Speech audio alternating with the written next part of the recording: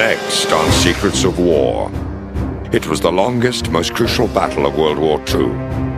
The struggle for the Atlantic pitted Germany's lethal U-boat fleet against every weapon the Allies could muster to protect their vital supply routes to Great Britain.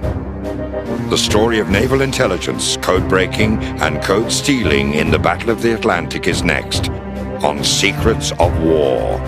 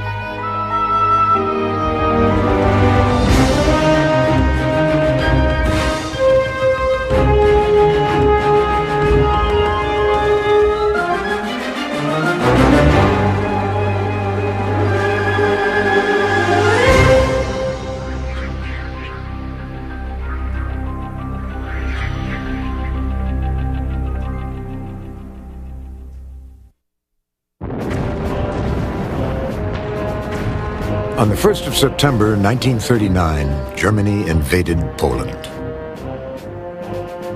2 days later, England declared war. Almost immediately, the legendary Battle of the Atlantic was joined. This was a conflict neither side was prepared for. There were only 27 ocean-going U-boats in the German fleet, and the Allies had barely enough anti-submarine warships to counter even this small threat.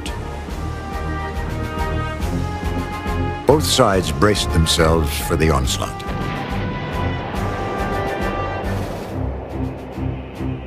After France fell to Hitler's blitzkrieg in 1940, the balance of power at sea as well as on land shifted strongly to Germany's advantage. Britain was dependent on the supply of men, equipment, and food from North America to continue her war effort. German bombing raids had battered England's weapons production. Britain could not stand alone. Supplies had to cross the Atlantic, and that could be achieved by shipping alone. Convoys, which had been started on a limited basis at the outbreak of war, were rapidly expanded, and additional escort ships were scraped together in desperation. Grand Admiral Karl Dönitz of the Kriegsmarine, the German Navy, had one mission: to eliminate these convoy supply routes and throttle the British enemy. All available German U-boats were ordered to attack the convoys on their way to England.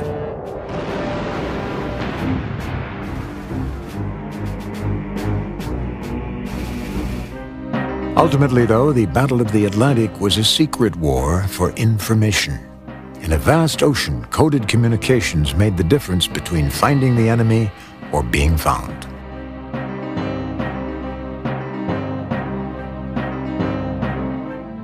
The Battle of the Atlantic was the most important battle of World War II, the most fundamental battle.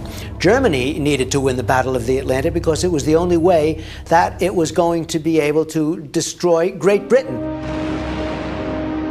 Following Germany's defeat in World War I, the Allied nations were eager to ensure that carnage of such bloody magnitude would never happen again. The war to end all wars would be the last. To ensure peace, the Allies subjected Germany to the strict Treaty of Versailles. This agreement severely limited weapons production. The Germans attempted to circumvent these restrictions by establishing shell companies in Holland and by developing treaties with the Soviet Union.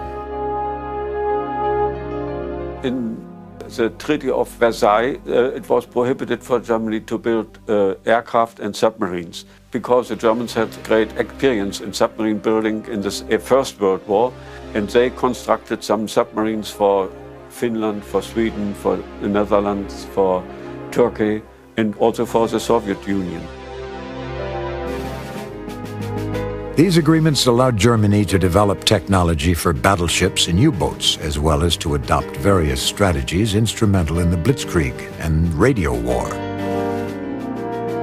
When Hitler came to power in 1933, he made it fairly clear that he was going to rearm Germany come what may. This was a total violation of the Treaty of Versailles. The Allies laid down, they didn't say anything about it, and Germany continued to rearm. The Allied nations were exhausted and in disarray. They'd lost an entire generation to one war. Surely such devastation could not be repeated. After World War I, Britain reduced funding for its navy. A choice was made to manufacture fewer, larger ships. It was a smaller navy that entered World War II. The unfortunate reality was that at the outbreak of war, Britain had no more than 200 destroyers available. And destroyer has many other roles in the Navy, quite aside from convoy escort. So there had to be compromises. So Britain adopted smaller ships that were much simpler and could be built more quickly. Churchill at one point referred to the corvettes, which were the most numerous for the early part of the war, as cheap and nasties. With the fall of France to the Germans, the British Navy's major ally, the French fleet, became the enemy. In an effort to help England, the U.S. provided 50 destroyers. In exchange, Britain provided the U.S. with sites on which to station their military bases in Bermuda, Newfoundland, and the British West Indies. The American destroyers joined the ranks of the convoys that crossed the Atlantic from various North American ports to Liverpool and Glasgow in Great Britain. The convoy system was critical for transporting much-needed men and supplies across the North Atlantic. The principle of the convoy was to sail the merchant ships in a large group of 40 or more, and to provide a surrounding escort in the form of warships and aircraft. 40 or 50 ships sailing together are not visible at sea from much farther away than a single ship. The Germans would have maybe one chance to attack. So instead of sending out 40, 50, or 60 ships independently, where the Germans would be able to shoot at them like ducks in a barrel, instead all of the ships would sail together under protection. Watching the convoys head out to sea was one of the most magnificent sights in all of World War II. The ships would file out of the harbor and form a line 20 miles long. They would organize into as many as 6 short columns, roughly 3/4 of a mile apart. Generally, 6 escort ships would be assigned to the convoy. 2 would be stationed ahead of it, 1 on either flank, and 2 sweeping around the stern. From shore, there would be ships as far as the eye could see, since the perimeter of a convoy could stretch to more than 100 miles. When convoys left Nova Scotia, seaplanes of the Royal Canadian Air Force circled until they reached their maximum range of 400 miles from land. Then, when the ships approached England, British seaplanes and land-based bombers would meet the convoy and patrol above it. If aircraft were present, the convoys were safe. World War II submarines are very slow underwater, and if they are running on the surface and sight an aircraft, they immediately have to dive. So it wouldn't be sighted by the aircraft. The convoy would move off into safety. At the start of the war, it was almost pitiful, the shortage of escorts. Convoys used to go out with half a dozen escorts, not nearly enough to protect a convoy. Also, we went out without equipment. I mean, my first convoy trip, which was a very short one, I'm glad to say, and not very far, it was along the coast, but we had a wooden gun, which could appear to be a real gun through a periscope, but it was just there to say we're in business. The escort ships acted as highly effective, well-armed, protective shields to the convoy. They never sailed a straight course. Instead, the escort ships swept back and forth in their sectors, searching for the enemy by sonar and radar. But radar had difficulty picking up the very low profile of submarines on the surface, and sonar's maximum range was only about 2,000 meters. These were not perfect solutions. Due to the fall of France and increased U-boat activity in the North Atlantic, Britain tried to perfect and expand the system of shore-based, high-frequency direction-finding stations, codenamed HFDUF. Stations were soon developed in Iceland, Canada, Bermuda, and the Caribbean. Within time, the Allies found that when a German warship signaled, it could be detected from 3 or 4 different directions, revealing a relatively accurate location.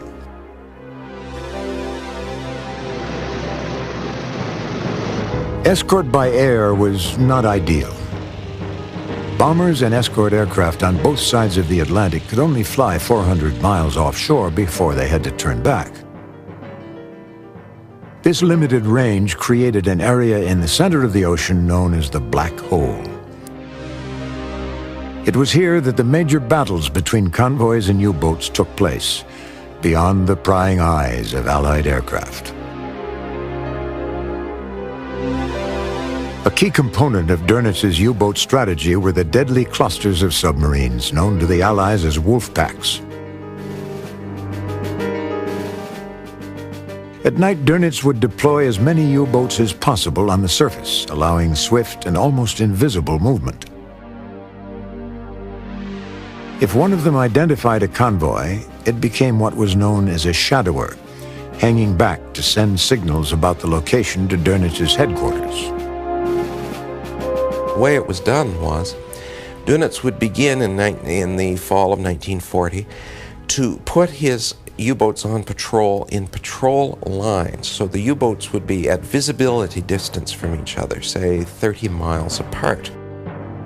A typical communication sent to headquarters as an encoded message might read, "We have contacted a convoy at grid number C12, section 4.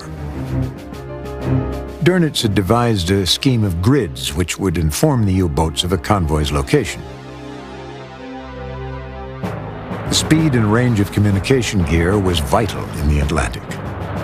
The technology was perfected during the interwar years when Germany committed to a radio-based infrastructure. From this, all military commands flowed. Since radio dispatches traveled through the air, they were vulnerable to interception. Secret codes had to defy decryption. Dönitz used radio more than practically any other naval commander in order to personally lead the U-boat campaign, to concentrate in a single spot all of the available information, a very sound principle of war, and to make sure that each of the individual U-boats had a fairly full picture and knew exactly what it was to do based on that full picture. Germany's total dependence on radio communications proved to be a deciding factor in the Battle of the Atlantic. Dönitz realized that the only way in which the U-boats could work effectively was in concerted action. He personally commanded all U-boat radio communications from his headquarters, located in the tiny village of Bernau. Reports from the submarines would contain information on their location, the convoy's location, and the convoy's speed and direction. This information would never be sent back to Dönitz unencrypted. Nor could he direct the submarines without taking security precautions. Otherwise, the Allies would intercept communications and react with lethal countermeasures. Secret communications required an elaborate encoding procedure, and the Germans were perfecting an encryption technology to perform it.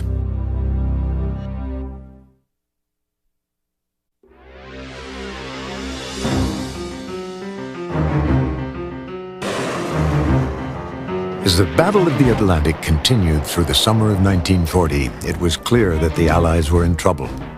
Britain was unprepared for the Code War. Although they knew the importance of reading the German ciphers, the British had no idea that their own codes were being read.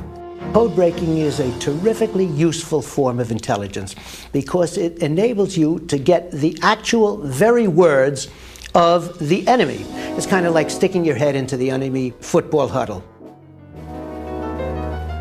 Allied transmissions were regularly decoded by the Germans, who often discovered the convoy's location almost at the same time that Allied headquarters did. The main problem for the British was that they were still relying on a kind of World War I era system of communication security, basically on code books, which they distributed widely through the fleet and through their own merchant marine and to their allies. The Germans could read these code books, could reconstruct them, and so had a good sense of the general disposition of the convoys and their routes and the composition of the ships and which were the major targets and so on. The German code-breaking unit, the Bedienst, had been decrypting British naval codes throughout the early stages of the war. To conceal and encrypt their own messages, the German armed forces purchased an electric coding system known as the Enigma machine. Developed in Holland in the early 1920s, Enigma was able to encrypt messages so thoroughly that the Germans were convinced it was infallible.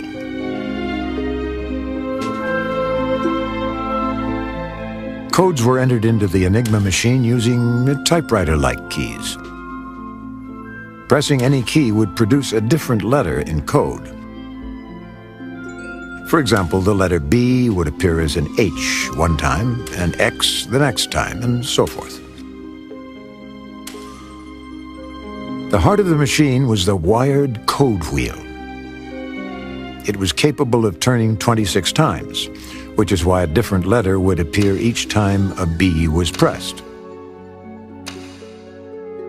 But the Enigma had 3 wheels working together, allowing 26 to the 3rd power, or more than 17,000 different combinations for each letter. In order to decipher the message, it was essential to have the starting position or setting for each wheel. Despite the challenge, the Poles, working with the French, had some success breaking the original Enigma. However, Dönitz intended to make his Kriegsmarine Enigma even more difficult to decipher. He remembered an incident from World War I when a German light cruiser, the Magdeburg, ran aground in the Baltic Sea. The Russians, near whose territory this was, captured this ship and found in it the German Navy's secret code book. The Russians delivered the code books to the First Lord of the Admiralty at the time, Winston Churchill. The British deciphered the books and read German naval messages throughout the war. This intelligence coup was instrumental to the Allied victory in World War I. Churchill echoed these sentiments in his book, The World Crisis After the Great War. When the Germans read this in Churchill's memoirs, they realized that if there were ever going to be another war, they had to have a system of secret communications which would prevent anybody from using any captured documents. Upon reading Churchill's history, Dönitz swore that his Enigma settings would never be compromised. So far, he had kept his promise. Essential to the U-boat strategy was the use of Enigma to keep the messages secret. Therefore, it was almost central to all of Germany's naval strategy in whatever war might come. Bletchley Park was the center of Britain's code-breaking activity. Here, people such as Alan Turing, inventor of the world's first computer, plied their highly technical and demanding trade. The cryptanalysts had succeeded in breaking the Luftwaffe and Wehrmacht Enigma codes. Due to better security, the Kriegsmarine Enigma was still a frustrating mystery to them. The Navy's use of it was more complicated than the Air Force's use of it. Their signaling discipline was superb. They had special extra features which our boffins, led by Turing, could not get into. Though we had this sophisticated machinery which was reading the Air Force, we could not get into the Navy. So early on in the war, and one of the reasons that Dönitz had great success in 1940 and early 1941, the so-called first happy time of the U-boat commanders, was that they had a great advantage in the intelligence war, in that they were able to read a significant proportion of the convoy signals in time to get U-boats into a position to take advantage of. Dönitz and his U-boats reigned supreme. For the first 18 months of the war, the undersized U-boat fleet was able to wreak havoc with the convoys crossing the North Atlantic routes.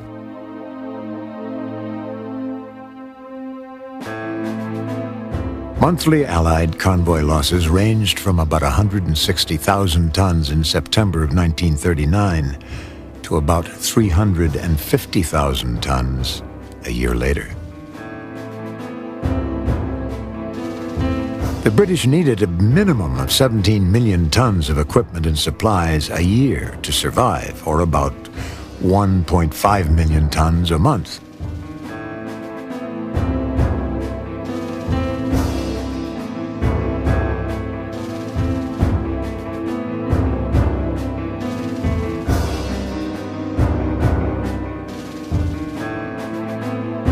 These losses placed England's survival in severe jeopardy.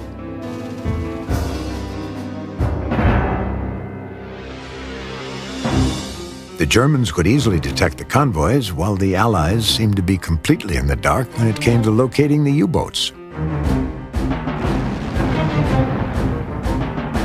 Dönitz, back in Germany, or as it was later on in France, would then order the U-boats all to concentrate on that particular place and send them around so that there would be so many U-boats, the escorts for the convoy wouldn't be able to attack them all. Dönitz's headquarters would alert every submarine in the vicinity of a convoy and order them to converge silently. Then Dönitz would wait until sundown. As darkness fell, he would issue the command to attack.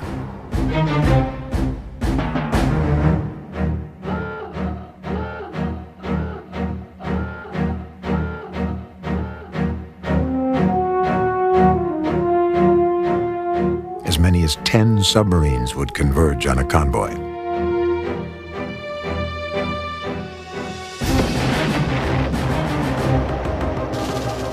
Actually getting in between the rows of the merchant shipping, blasting away, creating total chaos. Absolutely nightmare conditions, because ships would be going down all over the place. There'd be dramatic explosions. These battles continued as the ships moved ahead, but the slowest convoys could make only 6 or 8 knots.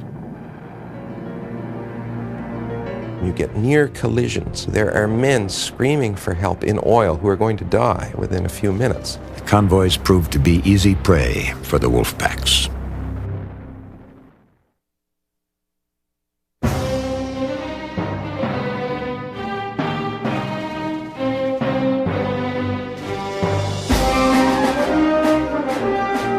Once Germany occupied France, it lost no time neutralizing the French fleet and sent its U-boats to bases on the Atlantic coast in the Bay of Biscay.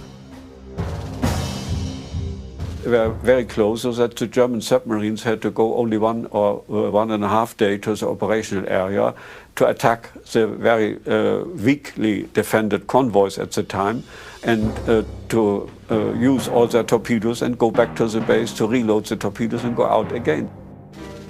This move allowed Dönitz to keep more submarines at sea longer, which further empowered the Kriegsmarine. Churchill's policy after the fall of France was to bring the United States into the war by any means necessary. And one of his tools in bringing the United States in was to encourage naval collaboration. So right from the fall of France, the American and the British navies are talking secretly. In February of 1940, during a commando raid on the German trawler Krebs, the crew of the British destroyer Somali managed to retrieve the Kriegsmarine Enigma settings for that month. Once the information arrived at Bletchley Park and was placed in Turing's hands, it led to a tremendous number of solutions. Needless to say, Turing wanted more settings. Harry Hinsley started to devise a method to retrieve them. Germans kept two little trawlers on station in the Arctic. One off Greenland, one off Northern Iceland. For weather reporting, they had the Enigma. Believe it or not. Hinsley knew that if they were at sea for 7 weeks, the trawlers would have to have more than 1 month's setting sheets on board. The current setting sheet would be on the operator's desk. Next to his desk was a bucket of water. If the trawler was boarded, the operator would simply drop the sheet in the bucket and the vital codes would wash away. But the next month's settings were kept in the safe. The British planned to raid a trawler, seize the papers, and get out, what they called a cutting operation. On the 7th of May, 1941, they targeted the weather trawler München between Iceland and Norway. I was the center of the spider's web. I had a man from the Admiralty come to my section, to my room, you see, and we rehearsed what I guessed he would find when he got there, you see. I was the chap telling them what to look for and where to go for it and so on. Of course, the Navy did a beautiful job. The raid was a glorious success. Later, they repeated the operation on another weather ship, the Lauenburg. And these poor little ships, just little trawlers, cruising along, and then suddenly over the horizon would come a British cruiser supported by 2 super destroyers swooping in, and they moved fast. They were coming in 40 kilometers an hour again in order to capture the ship before the crew could destroy their coding books.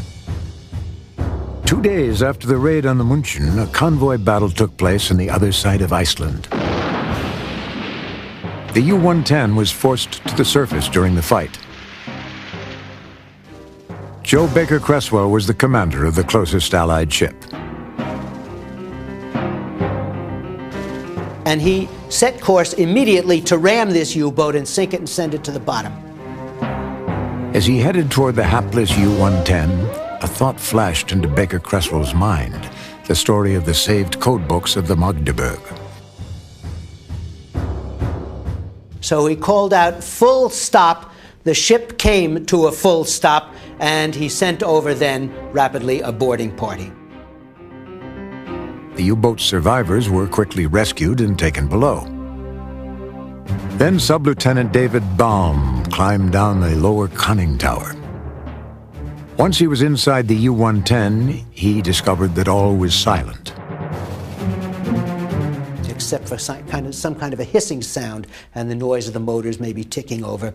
He managed to get not just the Enigma machine, but had some of the keying documents. The U-110 papers were quickly sent to Bletchley Park. These were the final pieces of the naval Enigma puzzle. With the captured papers from the München, the Lauenburg, and the U-110, Bletchley Park was finally able to crack the Kriegsmarine's Enigma machine. This was the moment the Allies had been waiting for. Now they could locate the U-boat packs and, more importantly, know where they were going and how to avoid them. Convoys could be rerouted and made invisible to the German fleet.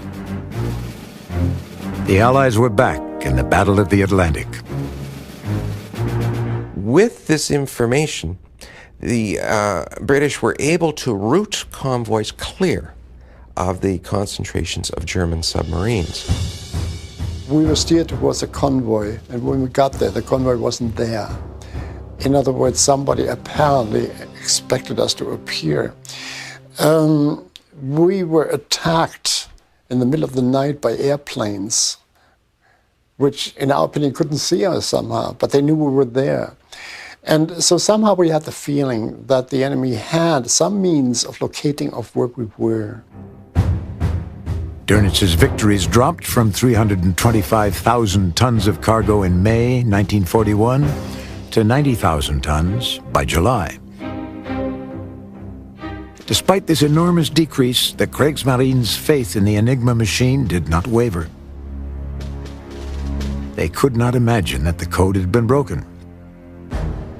Dönitz convened committees to review all possible ways in which the British were discovering the locations of his submarines. Blame was usually attributed to French spies or British spies in French ports where the U-boats were based. We were at that time totally convinced that nothing could break that code, even if somebody would receive it and try to decode it. Only after the war, of course, did we find out that we were very wrong with this kind of attitude. The irony is, by the end of the war, virtually every Enigma code was being read as fast as the Germans themselves, the recipients, were reading it. The Allies saved hundreds of thousands of tons of merchant marine ships carrying men and material to Great Britain.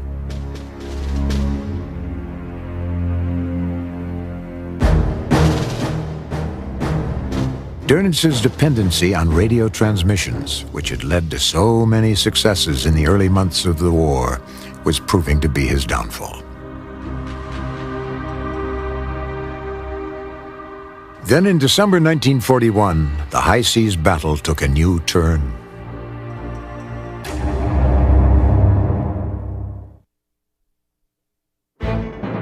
On the 7th of December 1941, Japan attacked Pearl Harbor, and the United States declared war on Japan. That since the unprovoked and dastardly attack by Japan on Sunday, December 7th, 1941, a state of war has existed.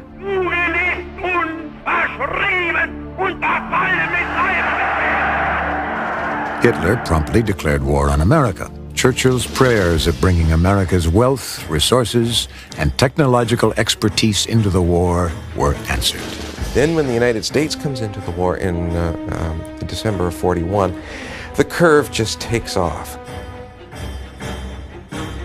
And as the U.S. industrial machine mass produces ships, using mass production techniques for the first time on a grand scale, you can see that Germany's days in any material sense are numbered.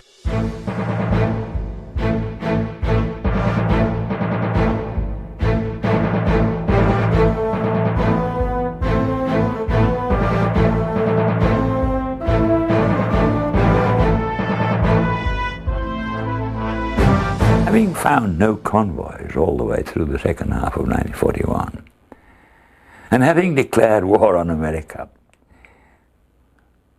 Dönitz says the best thing to do is to send all the boats to the American seaboard. For 2 years, American ships had been traveling unescorted along the Atlantic coast.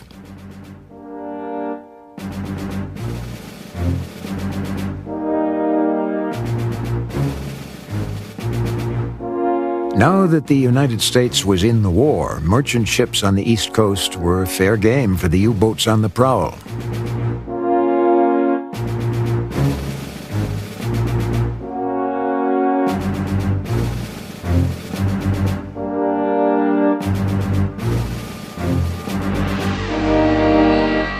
So we had them all strung out from the St. Lawrence down to the Caribbean, where there was no convoy system, where all the lights were still on, and the boats just sitting off New York Harbor or the St. Lawrence entrance or among the islands in the Caribbean and shooting the ships as they came along in full electric light, you see. Dönitz's U-boats sank 137 ships, or about 828,000 tons of supplies, a catastrophic number. Then another major setback for the Allies occurred. Dönitz upped the difficulty of solution by adding later on another wheel. So instead of 3 wheels, there were 4 wheels in the Enigma, and made a number of other technical complications to this. The 4th rotor added a tremendous number of new possibilities and made decryption of the Kriegsmarine signals almost impossible. But where this was somewhat positive for the Allies is that their convoys doing the absolutely critical transport across the North Atlantic were not coming under attack, so that the German intelligence advantage was not as critical as it might have been during the first half of 1942. America's entry into the war was timely for Bletchley Park. To solve the 4th rotor, Alan Turing required enormous decryption machines called bombs, which were far beyond the resources of the British. Bletchley Park welcomed the Americans into the process by sharing more intelligence information. In turn, the U.S. government began to build Turing's massive calculating machines to tackle the 4-rotor combination.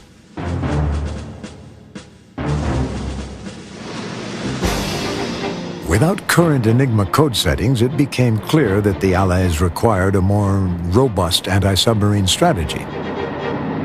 The Air Force was marshaled to the defense.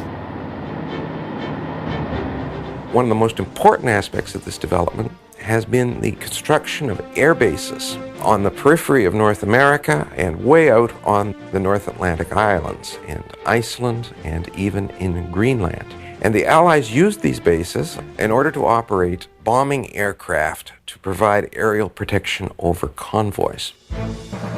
Dearness was back in the high seas of the North Atlantic. The convoys had been blinded, and the Allies were suffering heavy losses.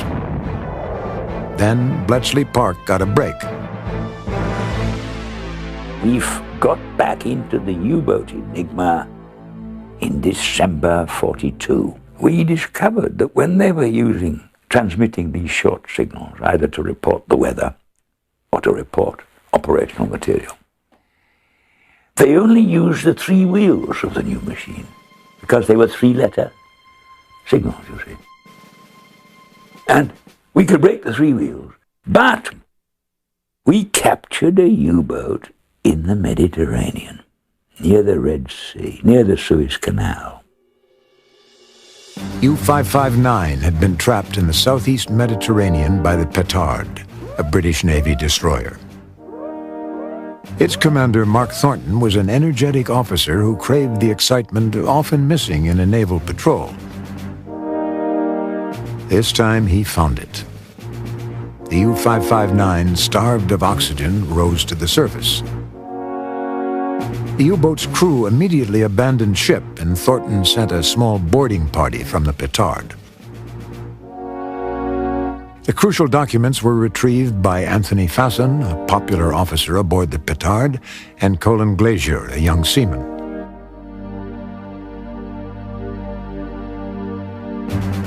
A 3rd sailor took the documents back to the Petard. Then Fasson and Glazier went back down to look for more secret papers. But earlier gunfire from the Petard had left holes in the U-559. Water was pouring in, and U-559 began to sink. The people outside shouted down to these 2 men who were down there, "You'd better come up, you'd better come up." But these men started to climb up the ladder, but suddenly the U-559 went down very fast. Too much water was coming in the conning tower, and these men went down with the ship. Thanks to their valiant sacrifice, British codebreakers were able to decipher Enigma messages once again, and thousands of Allied lives were saved. Fasson and Glazier were posthumously awarded the George Cross.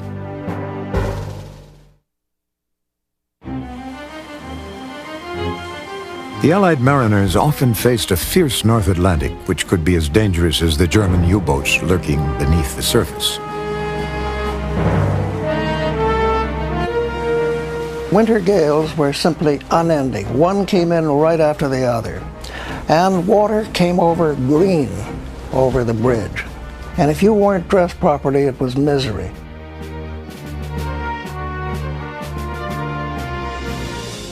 It was very hard living, particularly down on the mess decks, which were small, comparatively small space, considering the number of men that were in it.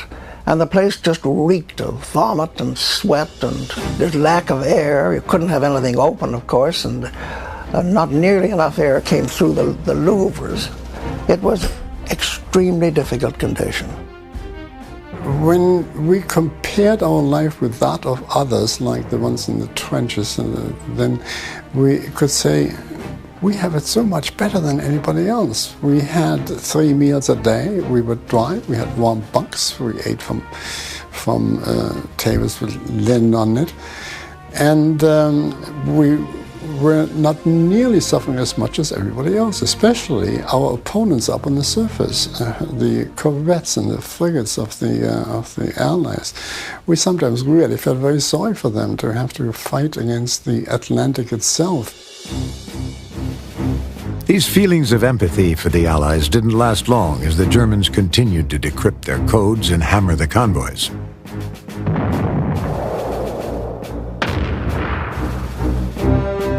By autumn 1942, American single ships were traveling in convoy. The Allies developed a top-secret interlocking coastal convoy system linking South America to the American East Coast and to the Canadian ports of Halifax and Sydney. As the war progressed, the Battle of the Atlantic became a higher priority. More Allied ships and resources were deployed. The talent of the Royal Navy was put on the offensive in the form of the support groups. Designed to counter Dönitz's wolf packs, the support groups were an elite fleet of well-equipped, brilliantly skippered ships that scoured the mid-Atlantic. These were groups of the most powerful anti-submarine ships, and there would be 4 or 5 very good destroyers or strong sloops, and also an escort aircraft carrier. These support groups operated at mid-ocean, and then when word got out that a convoy was in trouble, the support group would dash to assist that convoy. Normally, the escort group of the convoy tried to push submarines away, or at least keep them underwater as they sailed on with their cargo. The support groups had no convoy to protect, however. They hunted and killed U-boats.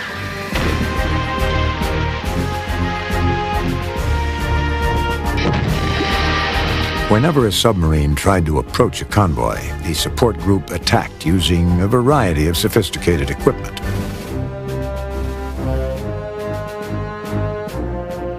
Head-throwing mortars, state-of-the-art sonar, radar, and onboard high-frequency direction-finding systems were all employed.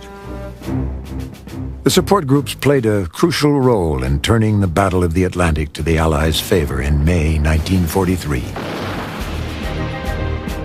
You could usually detect the U-boat at about 3,000 yards.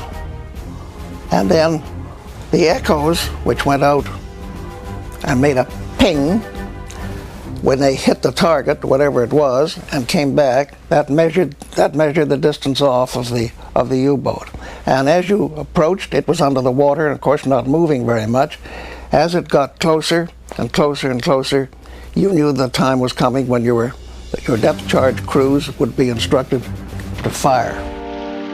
We then are subjected to these series of explosions of depth charges around us, and hope for the best that after the next one we're still alive. This is really quite, I would say, a terrifying experience to sit there not being able to do anything but to wait.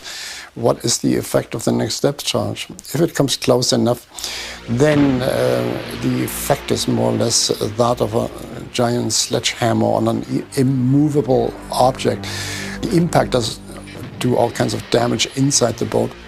And then you would be at speed because you always had to go faster than you wanted to go, really, because you had to be ahead of your own depth charge, otherwise you'd be damaged by them. So this can go on for 6 hours, 12 hours, and hundreds of depth charges. I claim that anybody who says he is not afraid in those situations is a liar.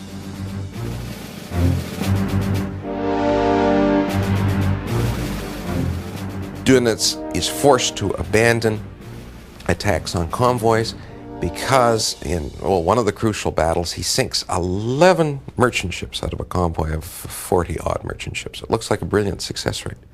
He lost 6 submarines in doing that. If every time you sink a merchant ship or 2 merchant ships you lose a submarine, you're very quickly going to completely lose your submarine force. Dönitz was now effectively losing a submarine for every merchant ship he sank. The United States was building so many ships that the Germans couldn't sink as many as the Allies were building, sometimes 2 or 3 a day. And in the end, it was America's shipbuilding capability that really won the Battle of the Atlantic. The Allies continued to use their industrial and technological might, as well as their intelligence breakthroughs, to their advantage.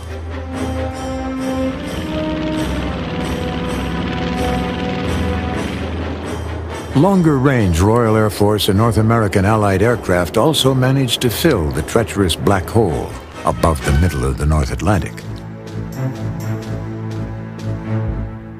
The value of an aircraft is that it would surprise the submarine while the submarine was on the surface. And the aircraft could do a very fast dive, virtually dive bomb the submarine, and then try to place the bombs across it. By 1942, more sophisticated aircraft were capable of patrolling at altitudes of up to 5,000 feet. The moment they saw a submarine, they would plunge from 5,000 feet to 50 feet, right across the hull of the submarine, and drop a stick, a timed stick. They called it a stick of 4 or 6 depth charge. Boom, boom, boom, boom. And hoping that 2 of them would be close enough to the hull of the submarine to blow it up. We attracted them to convoys, went for them. We knew their refueling points, where a mothership would come in a distant part of the ocean, kill them all off. They had a miserable time.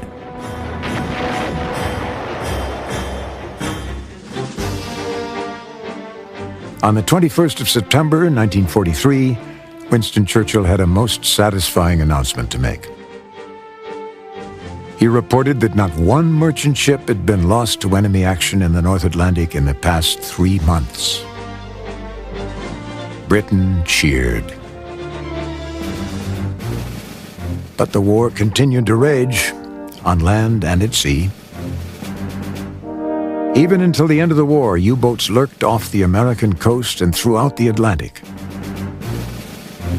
But with the help of Ultra, the code name for the secret information Bletchley Park was able to provide, the Allies finally won the Battle of the Atlantic. I myself, for the last days before we surrendered, was listening to the Voice of America on our radio and was being told that the Russians are now fighting about 2 blocks away from where my mother lived in Berlin, you know, and this of course was some very, very unpleasant realization of what's going on over there. In other words, one worried about what was happening in Germany. On the other hand, the fact that what had finally survived when so few actually did was a tremendous relief somehow.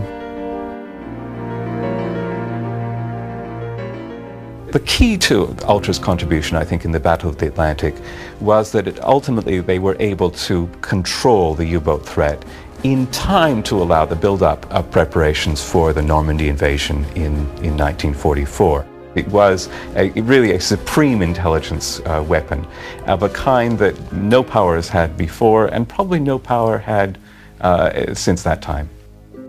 The purpose of intelligence is to optimize a commander's resources. And Ultra enabled him to do this. And by optimizing resources, we were able to shorten the war. And by shortening the war, we saved treasure, we saved lives. That was the ultimate effect of Ultra in World War II. The duel in the Atlantic was the longest battle of World War II.